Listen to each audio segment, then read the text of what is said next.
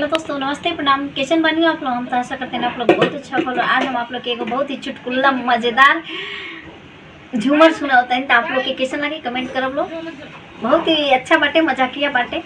तो आई लोग गीत सुनिए। मोरे मनवा के मिलल परानी हो, परानी हो, का कर बुजर के जेठानी हो, का कर बुजर के जेठानी हो। मोरे मनवा के मिलल परानी हो, परानी हो, का कर बुजर के जेठानी हो।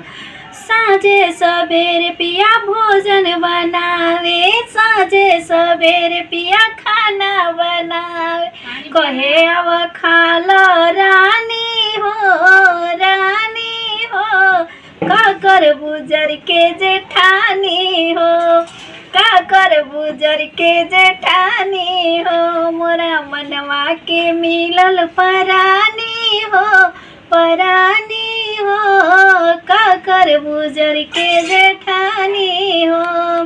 घरवा बाहर पिया दुअरो बहारे, घरवा बाहर पिया दुअरो बहारे, कहे बैठ तू रानी हो, बैठी आराम कर रानी हो, का कर बुजर के जेठानी हो, का कर बुजर के जेठानी हो। मोरा मनवा के मिलल परानी हो, परानी हो, का कर बुजर के जेठानी हो।